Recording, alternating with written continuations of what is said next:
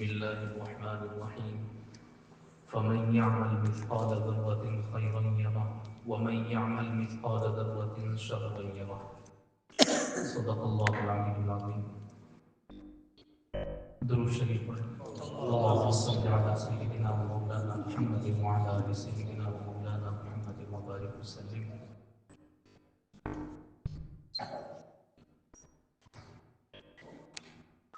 ہم سب اپنے بزرگوں اور اپنے علماء کی سرپرستی میں اور یہ مبارک مہینہ جس کی نسبت نبی صلی اللہ علیہ وسلم نے اللہ تبارک و تعالیٰ کی طرف فرمائی ہے، اس مبارک مہینے میں اللہ کا تعلق حاصل کرنے کے لیے جمع ہے. اللہ تبارک و تعالیٰ مقصدی اعتبار سے کامیابی نصیب فرمائے اور ہمیں اپنی ذات کی معرفت اور محبت نصیب فرمائے. یہ محرم کا مہینہ چل رہا ہے. آج 8 تاریخ، بلکہ اب مغرب کے بعد سے 9 تاریخ بھی اس کی لگ گئی ہے، اور محرم کے مہینے سے اسلامی ترتیب کے اعتبار سے نیا سال شروع ہوتا ہے. اللہ تبارک و تعالیٰ نے 12 مہینے بنائے. قرآن کریم میں اس کی تفصیلات ان عدت الشہور عند اللہ 12 شہرا فی کتاب اللہ یوم خلق السماوات والارض منها 4 حرم. ان 12 مہینوں میں 4 مہینے قابل احترام ہیں، یعنی اللہ تبارک و تعالیٰ نے ان کو عظمت عطا فرمائی ہے، ان کو احترام عطا فرمایا ہے. ان 4 مہینوں میں سے ایک یہ محرم کا مہینہ بھی ہے، اور اسی محرم کے مہینے سے ہمارا نیا سال شروع ہوتا ہے. نبی صلی اللہ علیہ وسلم نے جو ہجرت کی تو 1446 سال آپ کو پورے ہو گئے، اور یہ 1447واں سال شروع ہوا ہے. نبی صلی اللہ علیہ وسلم کی ہجرت کو 1446 سال پورے ہو چکے ہیں، اور اب یہ ہجری اعتبار سے 1447واں سال شروع ہوا ہے. جو قومیں اپنی تاریخ کو یاد رکھتی ہیں وہ قومیں دنیا کی تاریخ بدل دیتی ہیں. جو قومیں اپنی تاریخ کو یاد رکھتی ہیں وہ کوئی تاریخی انقلابی کام بھی کر سکتی ہیں، اور جس قوم کو اپنی تاریخ یاد نہ ہو تو پھر کسی بڑے انقلاب کی یا بڑے کارنامے کی اس قوم سے توقع کرنا، دانشوران فرماتے ہیں کہ یہ ایک غیر معقول بات ہے. ہم مسلمان ہیں، اسلامی اعتبار سے کون سا مہینہ چل رہا ہے، کون سی تاریخ چل رہی ہے، بہت سی مرتبہ یہ چیزیں ہمارے ذہن میں نہیں رہ پاتی. حالانکہ علماء نے اس کو فرض کفایہ لکھا ہے، یعنی کچھ نہ کچھ لوگ تو ایسے ہونے چاہیے کہ جن کو کون سا مہینہ چل رہا ہے، اسلامی اعتبار سے کون سی تاریخ چل رہی ہے، وہ ان کو یاد رہے. کچھ لوگ ہوتے بھی ہیں ایسے، لیکن ان کچھ لوگوں میں سے ہم سب لوگ ہو جائیں. ہم سب یہی سمجھیں کہ انہی کچھ لوگوں میں سے ہم ہوں، تاکہ ہمارے ذریعے سے امت فرض کفایہ کی ادائیگی کے بوجھ سے نکل سکے. بہرحال جب محرم کا مہینہ آتا ہے تو کچھ احساسات ہمارے دل میں اور کچھ نئے خیالات ہمارے دل میں پروان چڑھنے چاہیے. اور وہ یہ کہ جب نبی صلی اللہ علیہ وسلم نے ہجرت کی تو ہجرت محرم کی پہلی تاریخ ہی نبی صلی اللہ علیہ وسلم کی ہجرت کا موقع تھا. حضرت عمر رضی اللہ تعالیٰ عنہ کا دور ہے، اور اس زمانے میں صحابہ کی مجلس مشاورت منعقد ہوئی. مشورہ کرنے کے لیے بیٹھے کہ ہم اپنا اسلامی سال کوئی طے کریں اور اپنا کیلنڈر، اپنی تقویم، اپنی جنتری تیار کریں. تو اب اس کے لیے صحابہ سے رائے مانگی گئی کہ کہاں سے شروعات کی جائے. کسی نے رائے یہ دی کہ نبی صلی اللہ علیہ وسلم جس دن سے پیدا ہوئے ہیں اس دن سے اپنی تاریخ کی شروعات کی۔ کسی نے رائے دی کہ جب نبی صلی اللہ علیہ وسلم کو نبوت سے سرفراز کیا گیا اس وقت سے اپنی تاریخ کی شروعات کی۔ کسی نے رائے دی کہ نبی صلی اللہ علیہ وسلم نے جب ہجرت کی ہے اس وقت سے اپنی تاریخ کی شروعات کی۔ تو حضرت عمر رضی اللہ تعالیٰ عنہ نے اسی پر فیصلہ فرمایا اور یہی طے کیا گیا کہ نبی علیہ السلام نے جس وقت ہجرت فرمائی تھی اسی وقت سے ہمارا اسلامی نیا سال شروع ہوا کرے گا، اور اس میں کچھ پیغام ہے ہمارے اور آپ کے لیے۔ ہجرت کے معنی آتے ہیں چھوڑنا، ہجرت کے معنی آتے ہیں ترک کرنا۔ تو ایک پیغام یہ ہے کہ اللہ کے دین کے لیے اپنے گھر بار کو، اپنے وطن کو، اپنے رشتہ داروں کو، اپنے علاقے کو، اپنی برادری کو اور اپنی جمی جمائی دکان اور اپنی چلی چلائی دکان کو چھوڑنا پڑے، تو چھوڑ کر کے اور اللہ کے حکم سے جہاں جانا پڑ جائے وہاں جا سکے۔ نبی علیہ السلام نے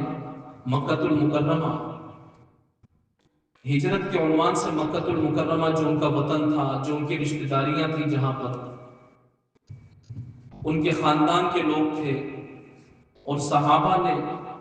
کہ جن کے کاروبار وہاں جمے ہوئے تھے، انہوں نے اپنے علاقوں کو چھوڑا ہے اور چھوڑ کر کے ایک نئے علاقے میں مدینہ المنورہ میں جا کر کے آباد ہو گئے۔ تو یہ جو چھوڑنا ہوا ہے اسی کو ہجرت کہا جاتا ہے۔ تو جب بھی اسلامی نیا سال شروع ہو تو ہجرت کی یہ داستان ہمارے سامنے آئے کہ یہی موقع تھا کہ نبی صلی اللہ علیہ وسلم نے اپنا گھر بار، اپنے رشتہ دار، اپنا علاقہ اور صحابہ نے اپنا جمع جمایا کاروبار کا نظام، یہ سب کچھ چھوڑا اور اللہ کے بھروسے پر چھوڑ کر کے کسی دوسری جگہ چلے گئے۔ تو اللہ کے دین کے لیے اگر یہ سب چیزیں چھوڑنی پڑے تو اللہ کو پانے کے لیے یہ چیزیں بھی چھوڑنے کے لیے ہم تیار ہو سکیں۔ یہ ہجرت کا ایک پیغام ہے۔ جب محرم کا مہینہ شروع ہو تو ہمارے دل کے اندر یہ پیغام ہونا چاہیے۔ اور دوسرا جو آج کی مجلس سے جس کا خاص طور سے تعلق ہے، ہجرت کے معنی آتے ہیں چھوڑنا اور ترک کر دینا۔ تو جب بھی اسلامی نیا سال شروع ہو تو اسلامی نئے سال کے شروع ہونے کے وقت ہمارے دل میں یہ خیال آئے کہ پچھلا جو سال تھا اس سال میں مجھ سے جو گناہ ہوئے تھے، جو میری طبیعت میں بے اعتدالی تھی، اللہ تبارک و تعالیٰ کی جو نافرمانیاں مجھ سے ہوتی تھی اور رشتوں کو نبھانے میں جو بے اعتدالی مجھ سے ہو جاتی تھی، حقوق مجھ سے ادا نہیں ہو پاتے تھے، ماں باپ کو ستایا ہے، کبھی بیوی پر ظلم ہوا ہے، کبھی بچوں اور بچیوں کے درمیان انصاف کا معاملہ نہیں رہ سکا ہے، کبھی بھائی کے ساتھ میں زیادتی ہو گئی ہوگی۔ تو یہ جو پچھلا سال میرا گزرا ہے، اب چونکہ نیا سال شروع ہو رہا ہے، یہ نبی صلی اللہ علیہ وسلم کی ہجرت کا دن ہے اور ہجرت کے معنی آتے ہیں چھوڑنے کے۔ آج سے میں ارادہ کرتا ہوں کہ یہ جو ساری میری غلطیاں تھیں ان کو آج سے اس ہجرت کے دن سے میں چھوڑوں گا۔ یہ ہجرت کا ایک پیغام ہے۔ اور نیا سال شروع ہو رہا ہے تو نئے سال کے لیے نئے ارادے اور نئے جذبات، نئے خیالات کہ جو پچھلے سال کے میرے گناہ تھے ان گناہوں کو چھوڑ کر کے اور نئے ارادوں کے ساتھ، نئے جذبات کے ساتھ، اچھے خیالات کے ساتھ یہ جو آنے والا سال شروع ہو رہا ہے اس سال کو میں گزارنے کی کوشش کروں گا۔ اور اللہ کا شکر ہے کہ اسی محرم کے مہینے میں کہ جس میں یہ ہجرت کا پیغام ہم کو یاد کرنا چاہیے، اسی ہجرت کے پیغام کو یاد کرتے کرتے ہم اللہ والوں کی سرپرستی میں اور مجلس ذکر میں یہاں بیٹھ گئے۔ مجلس ذکر میں بیٹھنا، اللہ تبارک و تعالیٰ کے نیک بندوں کی صحبت میں بیٹھنا، یہ اسی عہد کو یاد کرنے کا ایک موقع ہوتا ہے کہ ہم اسی عہد کی بار بار تجدید کریں کہ اللہ اب تک جو کچھ ہوا معاف فرما دیجیے، اب سے میں ایک نئی زندگی کی شروعات کرنا چاہتا ہوں، اے اللہ میری مدد فرمائیے، میرا ہاتھ پکڑ لیجیے، میری دستگیری فرما دیجیے، اے اللہ مجھے میری رہنمائی فرما دیجیے۔ آپ ہی نے فرمایا کہ تم کمزور ہو تو اے اللہ میں کمزور ہوں، آپ کی رہنمائی اور آپ کی کرم فرمائی کے بغیر میں نہیں چل سکتا۔ تو یہ جو محرم کا مہینہ ہے اللہ تبارک و تعالیٰ کا مہینہ ہے، اسی اللہ کے مہینے میں اللہ کا تعلق حاصل کرنے کے لیے اور ہجرت کا جو پیغام ہے اس پیغام کی تجدید کے لیے اللہ نے اپنے نیک بندوں کی صحبت بھی ہمیں عطا فرما دی۔ اس ماہ مبارک میں پہلی تاریخ کو ایک بڑا واقعہ پیش آیا۔ سیدنا حضرت عمر رضی اللہ تعالیٰ عنہ کی شہادت محرم الحرام کی پہلی تاریخ کو ہوئی، اور حضرت عمر رضی اللہ تعالیٰ عنہ وہ اپنے علم کے اعتبار سے، اپنی سوجھ بوجھ کے اعتبار سے، اپنی فقاہت کے اعتبار سے، اپنے اچھے فیصلے لینے کے اعتبار سے، اور نبی صلی اللہ علیہ وسلم کے مزاج بلکہ ربانی مزاج کو سمجھنے کے اعتبار سے جس مقام پر ہے، نبی صلی اللہ علیہ وسلم فرماتے ہیں لو کان بعدی نبی لکان عمر، اگر میرے بعد کوئی نبی ہوتے تو وہ عمر ہوتے، ولیکن انا خاتم النبیین، لیکن میں آخری نبی ہوں، ولا نبی بعدی، اور میرے بعد کوئی نبی آنے والا نہیں ہے۔ اگر میرے بعد کوئی نبی ہوتا تو وہ حضرت عمر رضی اللہ تعالیٰ عنہ۔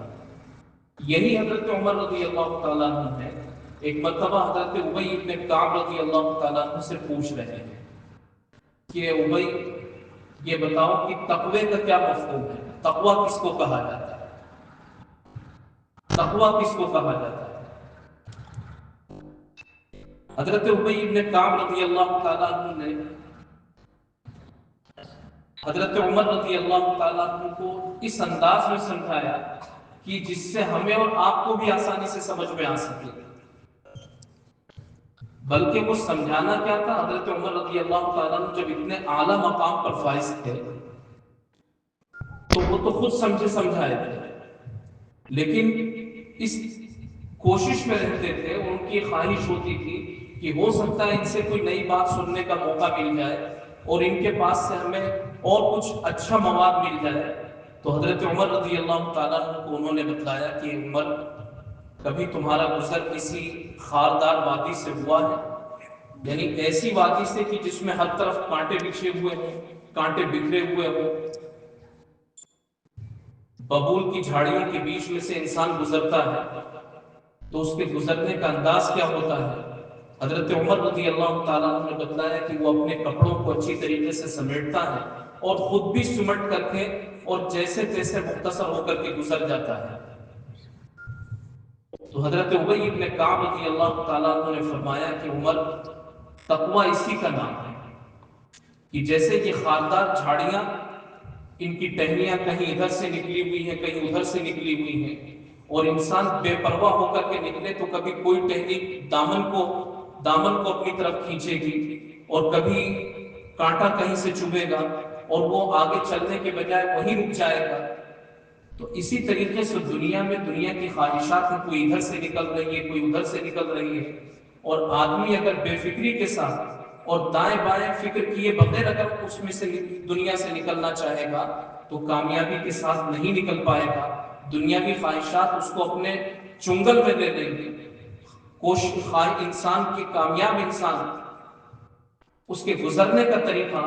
یہی ہے کہ وہ اپنے آپ کو خواہشات سے بچا کر کے اور دنیا سے جیسے تیسے نکل کر کے چلا جائے، اسی کو تقویٰ کہا جاتا ہے۔ جیسے انسان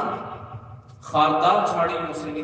گزرتا ہے اور اپنے دامن کو، اپنے کپڑوں کو بچاتا ہے، اسی طریقے سے دنیاوی خواہشات سے بچا کر کے اپنے آپ کو گزر جائے، اسی کو تقویٰ کہا جاتا ہے۔ اللہ تبارک و تعالی ہم اور آپ کو تقوی کی نعمت سے سرفراز فرمائے، اور تقوی کے حاصل کرنے کا کہ جو بڑے ذرائع ہیں، ان بڑے ذرائع میں سے ایک ذریعہ ہے روزہ۔ رمضان میں ہم روزے رکھتے ہیں، اللہ تبارک و تعالیٰ نے فرمایا یا ایھا الذین آمنوا کتب علیکم الصیام کما کتب علی الذین من قبلکم لعلکم تتقون۔ روزہ رکھو تاکہ تمہیں تقوی حاصل ہو جائے۔ تو جیسے رمضان کے روزے رکھتے ہیں تو رمضان کے روزوں کے بعد نبی علیہ الصلوۃ والسلام کا فرمان افضل الصیام بعد رمضان صوم شہر اللہ المحرم، رمضان کے بعد سب سے زیادہ برکت والے اور سب سے زیادہ اجر والے اگر کوئی روزے ہیں تو وہ محرم کے روزے ہیں۔ محرم کی 1 تاریخ سے لے کر کے آخری تاریخ تک جس تاریخ میں بھی روزہ رکھیں گے، روزہ رکھنے کا ثواب رمضان کے روزوں کے بعد سب سے بڑا ثواب ہے، اور خوب روزوں کا اس میں اہتمام کرنا چاہیے، اور خاص طور سے 2 روزے تو ضرور رکھنے چاہیے۔ نبی صلی اللہ علیہ وسلم نے فرمایا صوموا التاسع والعاشر، 9 شعبان کا اور 10 شعبان کا روزہ رکھا تھا۔ ایک موقع پر آپ نے فرمایا صوموا عاشورا، عاشورہ کے دن کا روزہ رکھو، وخالفوا فیہ الیہود، اس میں یہودیوں کی مخالفت بھی کرنا، صوموا یوما قبلہ او بعدہ، اس سے ایک دن پہلے یا ایک دن بعد کا بھی روزہ رکھنا، یعنی 9 شعبان یا 10 شعبان کا روزہ، 9 شعبان اور 10 شعبان کا روزہ رکھنا، اس کو نبی صلی اللہ علیہ وسلم نے اپنی امت کو حکم فرمایا۔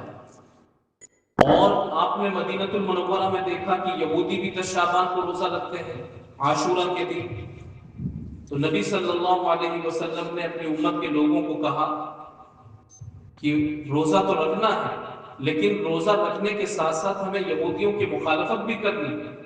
یہودی ایک روزہ رکھتے ہیں اور تم افضل امت، خیر امت، آخری امت ہو، تمہیں 2 روزے رکھنے ہیں، تو ہماری امت کو 2 روزے رکھنے کا حکم نبی صلی اللہ علیہ وسلم کی طرف سے، اور کیا فرما کر کے خالفوا فیہ الیہود، کہ روزہ رکھنے میں یہودیوں کی مخالفت کرو، یہود ایک روزہ رکھتے ہیں، تم 2 روزے رکھو۔ اب یہ چیز ہمارے سمجھنے کی، اور یہی چیز اگر ہمارے سمجھ میں آ جائے تو جو دور دراز سے ہم یہاں اللہ کے نیک بندے حضرت قاری صاحب اور دیگر علماء کی سرپرستی میں جو ہم یہاں جمع ہیں، اگر یہ چیز ہمارے سمجھ میں آ جائے تو ہمارا یہاں آنا کامیاب ہے۔ نبی صلی اللہ علیہ وسلم نے روزے کے باب میں فرمایا کہ یہودیوں کی مخالفت کرو۔ روزہ خالص اللہ تبارک و تعالیٰ کی عبادت ہے،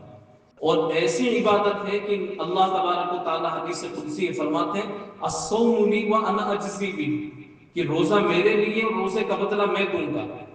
روزہ میرے لیے ہے، روزے کا بدلہ میں دوں گا۔ اور ایسی عبادت کے بارے میں نبی صلی اللہ علیہ وسلم فرما رہے ہیں کہ اس میں یہودیوں کی مخالفت کرو۔ دیکھو ایک محبوب عمل، اچھا عمل، اللہ تبارک و تعالیٰ کو پسندیدہ عمل، نبی علیہ السلام کو پسندیدہ عمل، اس میں جب یہودیوں کی مخالفت کرنے کے بارے میں کہا جا رہا ہے تو زندگی کی جو دوسرے کام ہیں، جو ناجائز کام ہیں، ناجائز ہیں لیکن یہودیوں کی اتباع میں ہم ان ناجائز کام کو بھی کر رہے ہیں،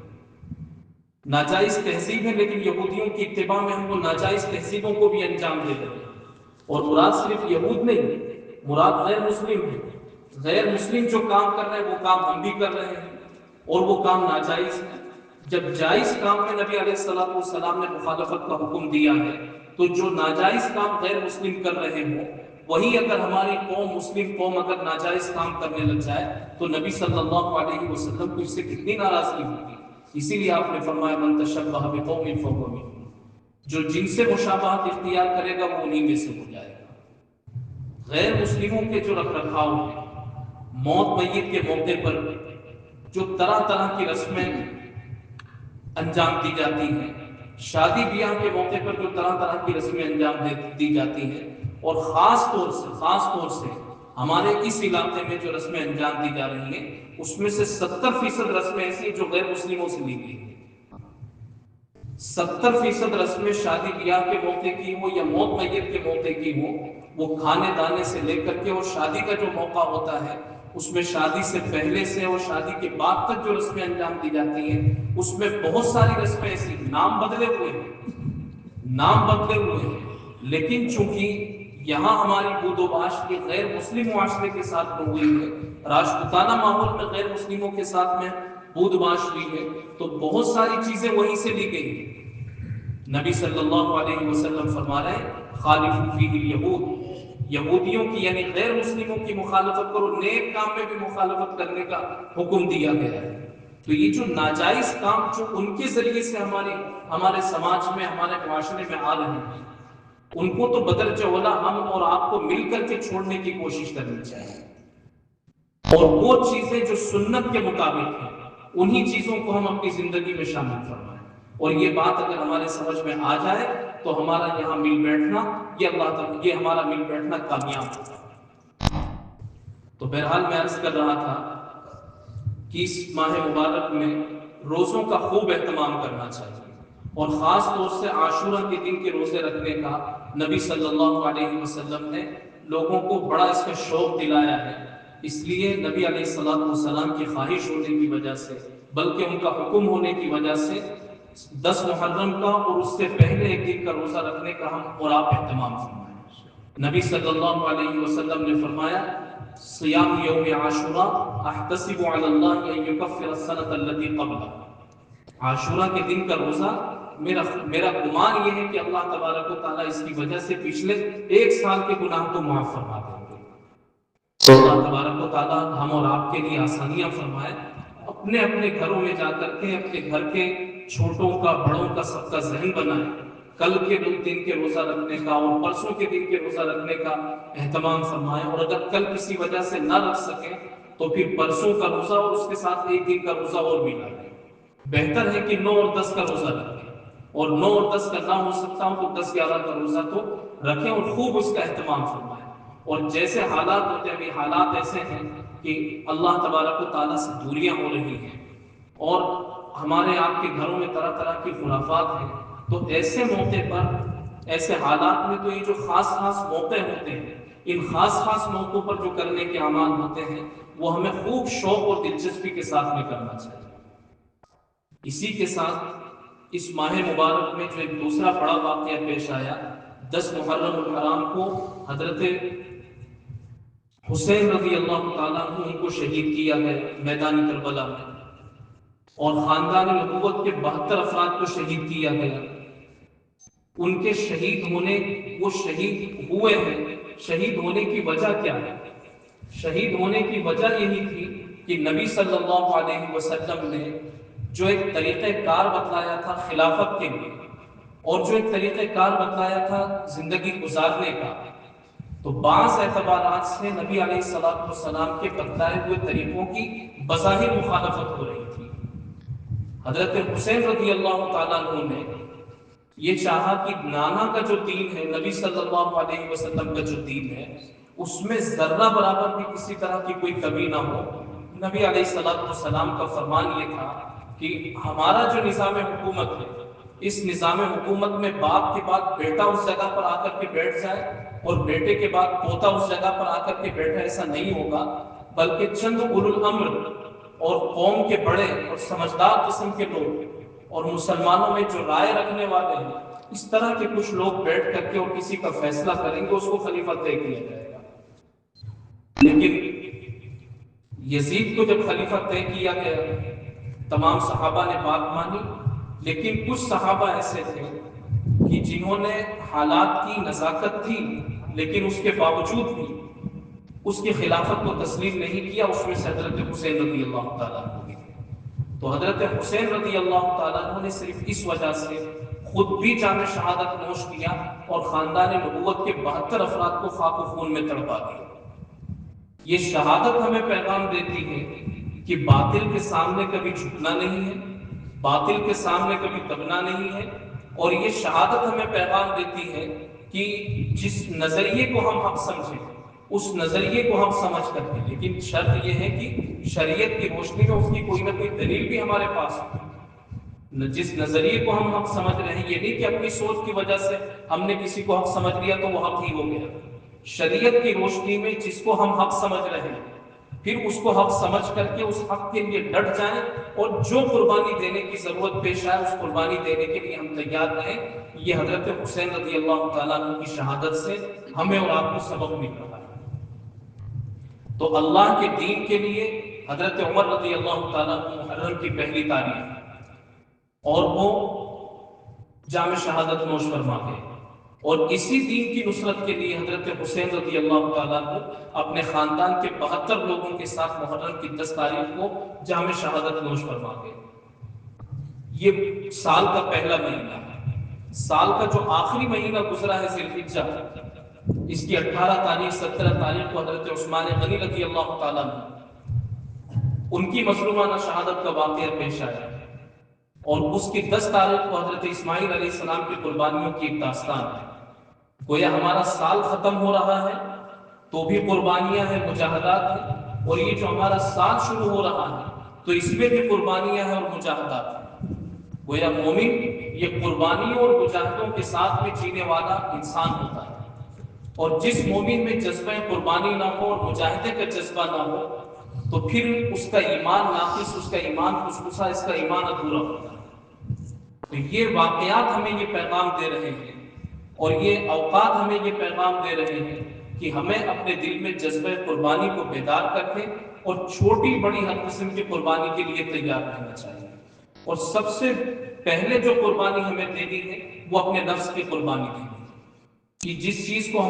چیز کا نفس ہمارا تقاضا کر رہا ہے اس چیز کو ہم چھوڑتے رہیں، قربانی دیتے رہیں، مجاہدہ کرتے رہیں، اللہ تبارک و تعالیٰ کا تعلق ہمیں حاصل ہوتا رہے گا. مثال کے طور پر صبح کا وقت ہے